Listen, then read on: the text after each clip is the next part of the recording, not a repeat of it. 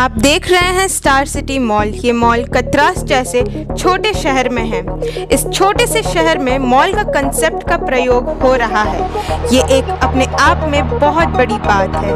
यहाँ 50 रुपए से कपड़ों की खरीदारी शुरू की जा सकती है। इस मॉल में आपको हर प्रकार के कपड़े मिलेंगे और पब्लिक इस मॉल को खूब सराह रही है। नमस्कार, themirchinews.com से मैं अनंता तिवारी आप सभी का स्वागत करती हूँ। जब इंसान के सोच से परे और उसकी समझ के बाहर कोई काम हो जाए, चमत्कार उसे ही कहते हैं।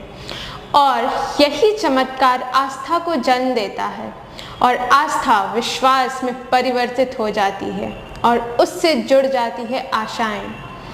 इन्हीं आशाओं, विश्वासों और आस्था के प्रतीक के रूप में खड़ा ये बूढ़ा बाबा मंदिर, जो धनबाद स्टेशन से लगभग 17 से 18 किलोमीटर की दूरी पर स्थित है। इस मंदिर के ही बगल में आस्था का एक और केंद्र मां लिलोरी मंदिर भी स्थित है। खैर, हम बात कर रहे हैं झिंझी पहाड़ी गांव में स्थित बूढ़ा बाबा मंदिर के संदर्भ में। हालांकि इससे जुड़ी सारी दंत कथाएं और किंवदंतियां भी जुड़ी है। इस संदर्भ में सबसे पहले मंदिर का दर्शन करते हुए जानते हैं।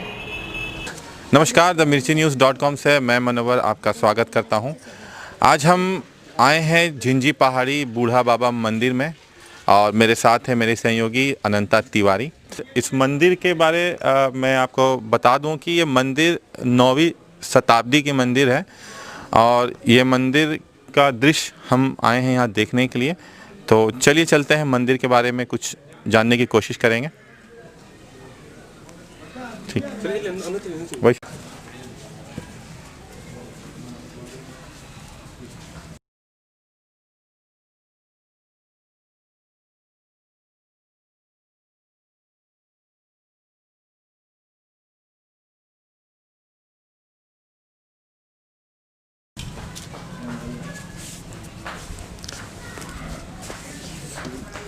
तो आप देख सकते हैं ये मंदिर है। यह कहा जाता है कि 9वीं शताब्दी की ये मंदिर है और देख करके ऐसा लगता है कि ये चमत्कारी मंदिर है।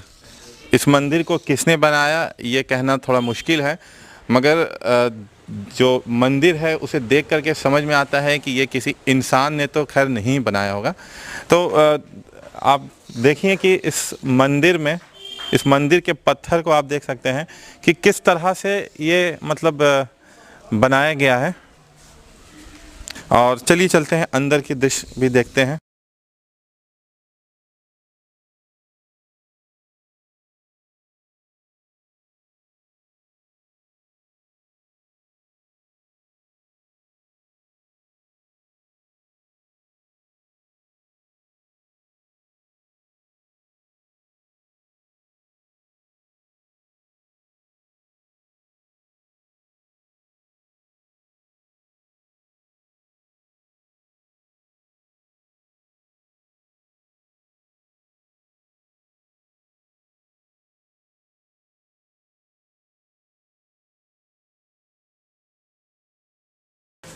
तो अनंता, तो आपको मतलब ये मंदिर देख करके मतलब क्या लगा? मुझे तो बहुत आश्चर्य हो रहा है कि ये मंदिर किस तरह बनाया गया होगा। ये देख के लग रहा है कि ये अभी का तो ऐसा कोई इंसान तो नहीं बना सकता कोई ऐसा मंदिर, क्योंकि ये बाहर से जैसा है वो बहुत ही। आप देखिए कि अंदर का जो ऊपर, थोड़ा आप ऊपर दिखाइए कि ये इस तरह से जो मंदिर का ये है। और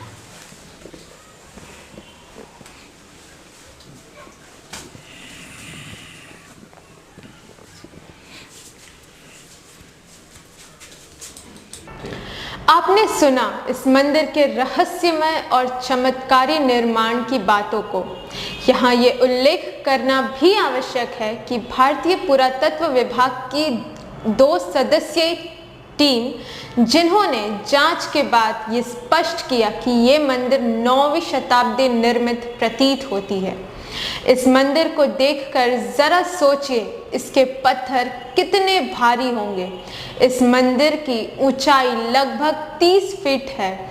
फिर इस मंदिर के सबसे ऊपर ये मनोभरी पत्थर किसने और कैसे रखा होगा। फिर बाहर से ये पत्थर तो उबड़ खाबड़ है मगर अंदर से बिल्कुल ही प्लेन है। जो भी हो, यह मंदिर, इसका निर्माण, इससे जुड़ी कहानियां, इससे जुड़ी आस्था सभी किसी चमत्कार की ही तरफ इशारा करती है। पुरातत्व विभाग की टीम ने यह भी खुलासा किया कि इस मंदिर का निर्माण उड़ीसा के कलिंगा के एक मंदिर रेखा धुला से बिल्कुल ही मिलता जुलता बताया। वहीं पुरातत्व विभाग ने इस मंदिर के अस्तित्व को भी खतरे में बताया है और इसके खतरे का कारण मंदिर के ठीक पीछे कुछ ही फासले पर स्थित आउटसोर्सिंग कंपनी की हेवी ब्लास्टिंग का खतरा बताया।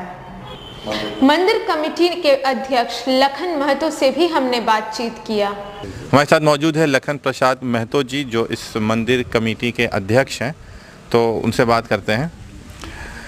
लखन जी, इस मंदिर को देख करके तो हमें बहुत क्या कहें कि इस अजूबा मंदिर है ये मतलब भगवान के द्वारा बनाया हुआ यह मंदिर है, मगर इस मंदिर को देखने के बाद लगता है कि यहाँ का रख रखाव वैसा नहीं है जी। मतलब आप ये समझ सकते हैं कि भगवान ने इसे हम लोगों को दिया और उसे भी हम नहीं संभाल पा रहे हैं। जी बिल्कुल, आप कह रहे हैं, सही बात है। और सर्वप्रथम तो हम न्यूज़ मिर्ची वाले आप लोग को धन्यवाद देना चाहेंगे कि आप लोगों ने बाबा का दौरा करके इस बात को समाज के समक्ष रखने का काम कर रहे हैं। इस संबंध में आपका कहना बिल्कुल सही है। कहीं पर भी गांव के द्वारा उद्धार भी करवाया जाता है और गांव के द्वारा उसका अतिक्रमण भी होता है। अक्सर देखिएगा इसी गांव के कुछ हमारे नौजवान साथी मिल के आज हम लोग इस मंदिर का इसका निर्माण कब हुई, इसका जांच पुरातत्व विभाग से करवाएं और इसके बाद हम लोग पर्यटन का रूप इसे कैसे दिया जा सकते है, इस संबंध में झारखंड सरकार से हमारी संवाद हो रही है। उनका पत्राचार भी हुआ है उपायुक्त महोदय धनबाद के पास में कि इसको पर्यटकीय रूप देने के लिए आप भूमि उपलब्धता संबंधी जो संभावना है उसका मुआयना करके आप इसका रिपोर्ट प्रस्तुत करें। तकरीबन 2 महीना पहले वो पत्र आया हुआ, अभी तक मुआयना नहीं हुआ है डीसी साहब। इस बीच हम लोग कमेटी का ओर से जा कर के और उसको लिख के भी दिए कि इस मंदिर का जो स्थिति है उसमें आप जल्द से जल्द मुआयना करके और सरकार को ये रिपोर्ट प्रस्तुत करें। और ये बात सत्य है, आज इस मंदिर का स्थिति देख करके दयनीय लगता है। कुछ जागरूक पर्सन चाह कर भी नहीं कुछ कर रहे हैं। आज गांव में, इसी गांव में अशिक्षित लोग भी है, नॉन क्वालिफाइड पर्सन लोग भी है। गाय, बैल, बकरी, भैंस, कुत्ता जो रोड में आप देखिएगा जिसका कोई मालिक है कि नहीं, अनाथ के रूप में घूम रहे हैं, वैसे बैल बकरी का भी कभी प्रवेश हो जाता है मंदिर में, हाँ, जहाँ तहाँ गंदगी फैलाता है। तो सच मायने में इसका जो सरकार का भी जो ध्यान होना चाहिए कि 9वीं शताब्दी का ये धरोहर जो झारखंड का इतिहास में शायद ये दर्ज होना चाहिए। हम लोगों ने राजकीय धरोहर इसे घोषित करने का मांग किया है और बिना सरकारी सहायता राशि का, बिना सरकार का सुझाव का, बिना सरकारी फंडिंग का ये शायद संभव नहीं लगता है। जितना इसमें काम मांगना चाहिए, इसका रख रखाव के लिए जो होना चाहिए, ये हमको नहीं लगता कि चंदा उठा के और कमेटी के बदौलत किया जा सकता है। और सारे लोग अपना बिजनेस पैसा नौकरी से जुड़ा हुआ है, छात्र लोग है, छात्र नेता भी है ना। तो पूरा 24 घंटा हम लोग कोई मठाधीश तो है नहीं जो बैठ के टाइम दे सकते हैं, ये सब चीज़ बंद कर सकते हैं। चूँकि इसका संज्ञान हम लोग सरकार को दे रहे हैं और BCCL कोल कंपनी के अधीन ये क्षेत्र पड़ने के कारण हमारा अखिल भारतीय खदान मजदूर संघ के जो उपाध्यक्ष है इनामुल हक साहब, वो कोल इंडिया वेलफेयर बोर्ड का मेंबर भी है, उसने पत्राचार करके CMD महोदय को इसको CSR के अंतर्गत शामिल करने के लिए पत्राचार किए हैं। और वेलफेयर से जुड़ा हुआ जितने भी यूनियन है कार्यरत, वो सारे लोग को हम लोगों ने संज्ञान में दिया कि इस पर रिस्पॉन्स CMD के द्वारा कुछ मिला नहीं, अभी तक कुछ नहीं हुआ। पत्राचार हुई है, ये पत्राचार। हाँ, एक बार GM CSR का दौरा यहाँ पर हुआ है। अच्छा, दौरा हुआ। हाँ, उसमें यूनियन के लोग भी थे और दौरा करने के बाद उन लोग जितना सब रिपोर्ट का जवाब दिया, वो जवाब इस तरह था कि सारा चीज़ देखने के उपरांत बिना सरकारी मान्यता का कोई कागज न रहने के कारण है हम लोग इसको नहीं करने में अक्षम है, अतः इसका सरकारी कागज का प्रमाण दिया जाए। और CSR का बात मैं कर रहा हूँ।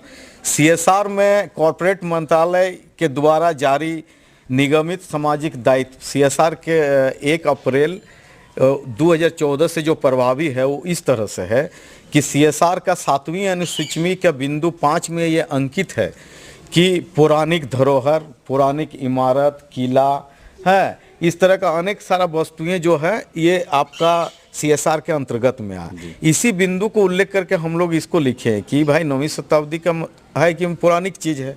इस क्रिया के तहत में, इस बिंदु के तहत में, इस सर्कुलर के तहत में इसको आप शामिल करें।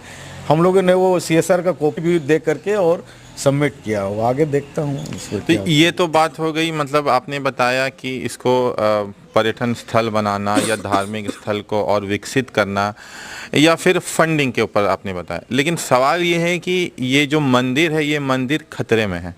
जैसा कि मुझे दिख रहा है कि सामने आप खदान है। बिल्कुल सही बात है। आप जैसे देख सकते हैं सामने खदान है और वहाँ ब्लास्टिंग होता है। तो जिस तरह से वो जो कहते हैं खतरा सामने बढ़ता चला आ रहा है और आने वाले समय में क्या हो ये बताना मुश्किल है, तो इसके लिए आप लोगों ने क्या किया? जी, आपके बात को एकदम 100% 100% भारतीय पुरातत्व विभाग के जो 2 सदस्यीय टीम है, ग्रीब परिहार और मोहम्मद अजहर हुसैन जी ने भी इस बात को उल्लेख कर दिया है कि कोल माइंस एरिया के कारण उनकी बारूदी विस्फोटें जो होती है उसकी वाइब्रेशन से इस यूनिक हेरिटेज पर असर पड़ रहा है। इसके बाद प्राकृतिक जो आप लीजिएगा तो भूकंप है, पानी है, हवा है, और हम लोगों ने इतिहास में ये पढ़े हैं, आप भी पढ़े हैं कि कोई भी चट्टान क्यों ना हो उसमें अपभ्रंश आती है ना। मैं आस्था से जुड़ी बात कर रहा हूँ कि इस मंदिर को भगवान ने बनाया। भूकंप, पानी, हवा, बारिश ये भगवान का है, मगर ये जो इंसान जो ब्लास्ट कर रहे हैं, इंसान जो गड्ढा कर रहे हैं, तो ये इसको रोकने के लिए आप लोगों ने क्या किया वो मैं आपसे जानना हूं। जी, प्राकृतिक का रोक तो हम लोग रोक नहीं सकते हैं, जो भूकंप होती है। और ये बात हम लोग इसलिए कहते हैं कि पूरी ऊंचाई देखिए इसके 27 फीट की है और टोटल पत्थर में कहीं भी जॉइंट नहीं है, जॉइंट कहीं पर नहीं है।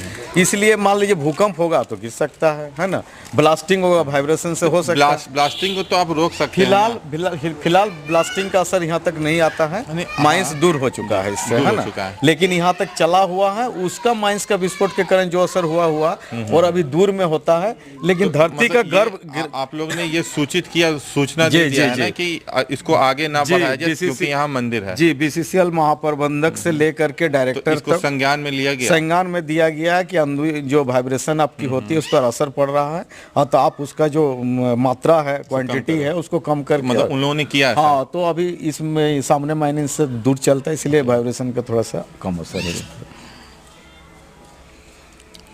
और ठीक है, और तो कोई सवाल नहीं है। और भी हम लोग अपील करेंगे आज आपके चैनल का माध्यम से झारखंड सरकार को अपील करेंगे। ले रहे हैं क्या? नहीं, बिल लेते हैं। हाँ ठीक है, बोलिए। झारखंड सरकार से भी हम लोग अपील करेंगे और BCCL के भी उच्च अधिकारियों से अपील करेंगे कि जितना जल्द हो सके इस मंदिर को संरक्षित किया जाए। इसका रख रखाव के कारण और इस पर जो भौगोलिक और आपका ये असर पड़ रहा है, इससे किस तरह संरक्षित किया जा सके, इसका उपाय पर ध्यान देना चाहिए।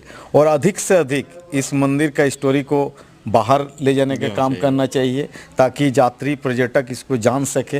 वेबसाइट में पर्यटक का इसको शामिल करना चाहिए ताकि बाहर से लोग आए तो उस वेबसाइट के जरिए इस जगह को देख सके। और बाहरी यात्री आने के लिए उनका जो सुविधा इस क्षेत्र में होना चाहिए, पानी, बिजली, स्वच्छ सड़क, धर्मशाला, बसों की रख रखाव, ये तभी संभव है जब यहाँ कुछ ज़मीनों का अधिग्रहण करके सरकार और मंदिर का विस्तारीकरण करके ये सारे सुविधा देंगे, तभी बाहर का यात्री इस ओर रुख कर सकते हैं। इसलिए हम लोग अपील करेंगे सरकार से कि आप इस पर ध्यान दें और झारखंड की जो इतनी पुरानी धरोहर है इसको स्थापित करें झारखंड में। ये झारखंड के झारखंडीय धरोहर है, ये राजकीय धरोहर घोषित होना चाहिए।